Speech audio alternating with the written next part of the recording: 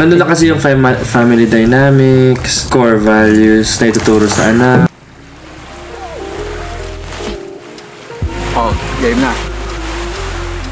Yung pagiging confrontational kasi namin, in contrast naman sa side ni Bane, hindi naman sila ganun. Oo nga. Kapag confrontational ka all the time, hindi kasi siya needed. Hindi siya healthy.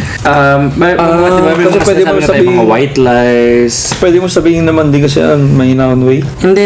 Like, pwede ka maging confrontational in a nice way or hindi kailangan all the time na kailangan mo sabihin na madumi yan, sir, pakilinis. Parang gano'n. Alam mo bigyan mo ako ng example paano? Like, mahinaon na confrontational. Kunwari, hindi ka naliligo.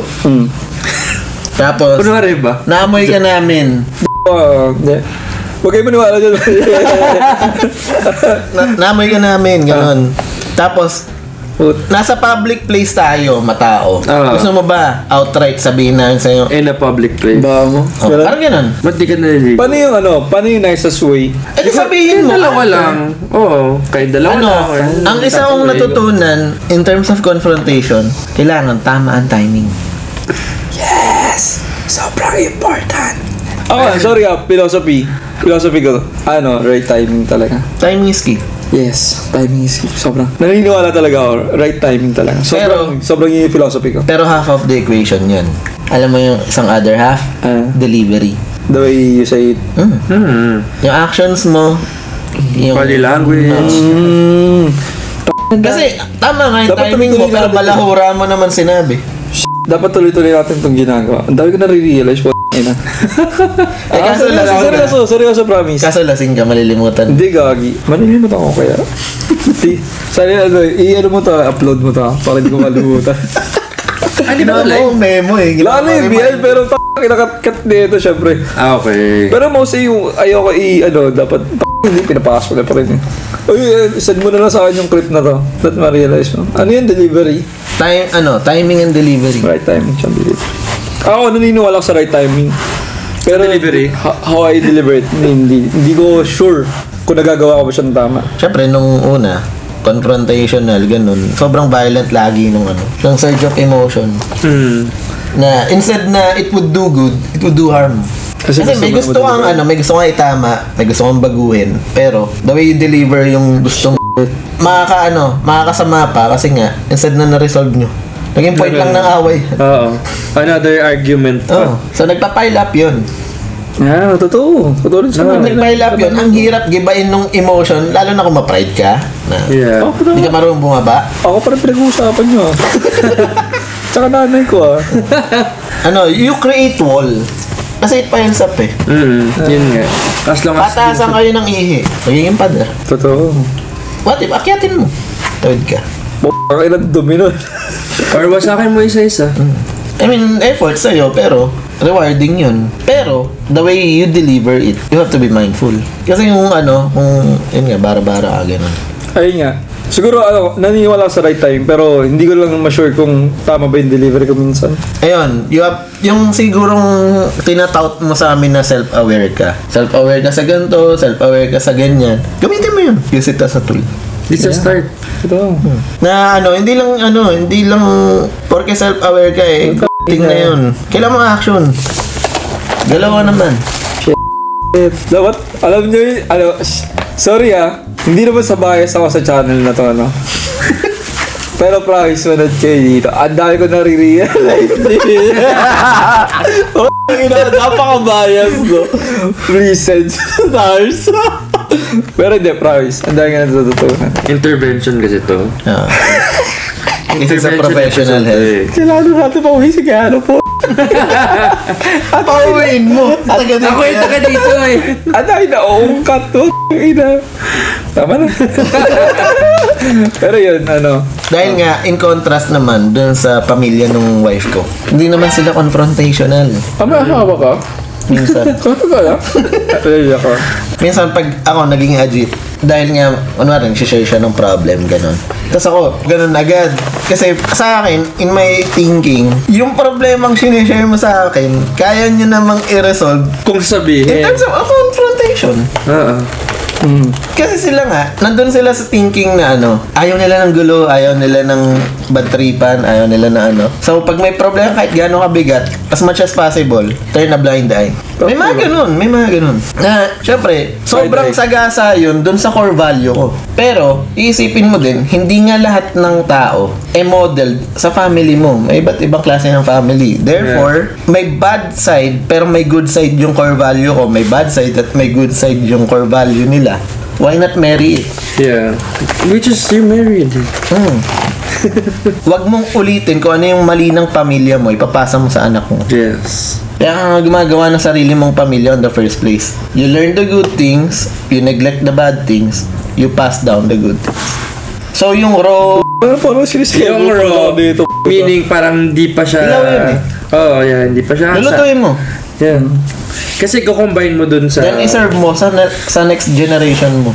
Yan nga yung nakakatawa na pag kung kunwari yung isang meme ng pamilyang Pilipino, nugulpi ka ng magulang mo, kala mo Dragon Ball kayo Tapos, biglang nagkaapo, sabi nung lola, nung nanay mo, huwag mong sasaktan yung apo ko Gano'n. Yeah. Tapos ikaw, isipin mo, halos patayin mo na ako ng bata ako. Yung apo ko, bawal mo galawin, di ba? Pero yun, kasi nga, siguro, late realization din ng magulang natin yan. Nakakatawa siyang isipin, pero wake up call din siya. Na hindi kailangan. Magganon yung... pero you don't have to be too soft Yun lang sa akin. Kasi na, syempre, pag first time naging parent, ang tendency kong maging doting parent. Na syempre, first time mo magkaroon ng feeling na, oy, magulang na ako. Yan. So, parang lahat ng, syempre, default naman, lahat ng gusto ng anak mo, ibibigay mo. Pero, sobrang harmful din pala nun, na lahat ng gusto niya, ibibigay mo. Correct. Yes. I agree. Parang minsan pwede rin yung may pagdaanan yung anak na, ito kailangan mo gawin para makuha mo ito. Kasi in real life, di mo naman makukuha isang bagay kung hindi ka nagsikap or nagpakahirap. Nandun ka lang ang support na i-assess mo kung hindi na ba talaga kinakaya. Saka ka lang tumulong. Pero yung tipong alalayan mo all the time, baka harmful pa pala sa bata. Pag may nag-open ng problema, I mean sila. Yung sinasabi. Nag-open sila ng problema. Tapos pag binigay mo sa suggestion, nagagalit. Diba? Pero kasi, pag babae, ang gusto naman nila is makinig ka lang. Yun nga yun yung Ano sabi mo? Yun yung nasa learning process pa hanggang ngayon kasi nga, sobrang mainipin nga ako. Na parang ang dami yung affected dahil sa value mo ng pagiging mainipin. Diba yung sinabi mo kagabi? Ang sabi mo kagabi kay Grant? Do you want me to listen or do you want me to give it an advice? Diba? Yun yung sa akin na parang kung alam ko na nga yung sagot or alam ko yung isasuggest ko sa'yo, ipapayo ko sa'yo, kakat na kita sa middle.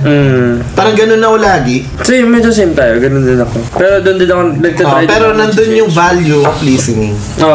Pero parang ako, nakikinig ka kaya nga nagbibigay ng advice Minsan ang marirealize natin, mas valuable pala yung pakikinig kaysa sa payo. Yes, actually. Natutunan kayo yung isa-isa dyan nag-cellphone, no? Nakakainip lang talaga. Kasi ako, personality ko, problem solver ako. Kung may nakita akong problema, simple, solve ko. Ganun ako sa bahay, ganun ako sa trabaho. Talaga. Kasi ayoko nakakita ng problema. Hindi napansin ko din kasi kahit walang problema, solve niya Sige, may problema to solve niya nga. Pero wala problema. Ito na lang siguro. Ulam na nakatiwangwang gano'n. Parang gano'n. Analogy. Takpan ko yan. Solve ko yan. O kaya ubusin ko gano'n. So parang may mga nakikita ang problema ng tao. Pero pag nakikita akong they don't take time to solve that o they neglect the problem, nairita ako. Kasi ang tagal. Kasi lalo na kung sobrang simple. Paano mo nasabi yung patience nun? Wala nga pasensya. Wala nga. Nakikinig ka ba? Buti na natatay up mo yun sa right time. Yung queen hindi nga, yun nga yung pinapractice niya ngayon. Right timing. Yung kapag pag magiging frank ka or magiging confrontational ka, yun nga yung sinasabi niyang raw, diba? Na hindi lang not all the time, kailangan at that moment, kailangan mo sabihin. Na parang ang timing hindi lang sa kung kailan mo i-apply. Minsan hindi mo pala siya kailangan i-apply. Kino-contradict mo yung sinasabi mo ngayon. Kasi nga natututo nga ako. Pinapractice niya. In-state ko yung current ko ugali, pero at the same time. Pinapractice mo pala. Pinapractice niya na, kaya nga raw Ako ba pa yung nagpa-practicean mo? Wala pag ganyan. Hindi, wala ka ng pag-asa eh. Nasa ilalim, no? Hindi. Solve A, solve Sorry, B. Yung- may pag-asa pa si King. Nasa kanya yan. Ano kanya yan? Actually, oh. Nasa yan. Pero, ayun. Pero hindi ko kayo pakikinggan. Hindi, joke lang. Ayun. Sa akin. So, minsan pala, nare-realize ko na hindi ko pala dapat isolve minsan yung problema ng ibang tao. Mainig ka lang. Hindi, I mean, hayaan ko pala sila. Kasi yun pala, nagiging harm pa pala yung ginagawa ko. Kasi nga, hindi sila natututo. Hindi sila nag-grow. Yun lagi ako nangingialam na ayoko nga Sa paanong nakakita ng way? problema. Paano siya naging harm? Hindi, Kasi hindi hindi sila natuto yung natututo. tao. Kasi nga, sinolve ko yung problema nila on their behalf. Para lang, kasi yung idea ni Tofis, para na matapos na. Alam ko naman kung anong gagawin, edi gagawin ko na lang. Kung ako yung may mali, siya nag-solve ng problema ko, hindi ko Pero na-analyze. siya natuto. Oo nga, Analyze. totoo naman. Pero, Wala akong learning physically or mentally or whatever. hindi, siguro, nandun ako sa side nung pinagsasabihan. Siguro, parang yun naman nalaman na in-apply ko yung sinabi mo. Hindi mo nga in-apply. Ako na mismo nag-solve para sa'yo. Parang gano'n. Parang gano'n. Okay. siya na lang, Okay. Okay. Yung Kasi typical nga, work problem. mainipin ako. Oo. Ginawa ko na paraan. Kesa antayin pa kitang isolve mo yan. Ako na figure lang. out. Ako na bahala. Gawin ko na. Oh, okay.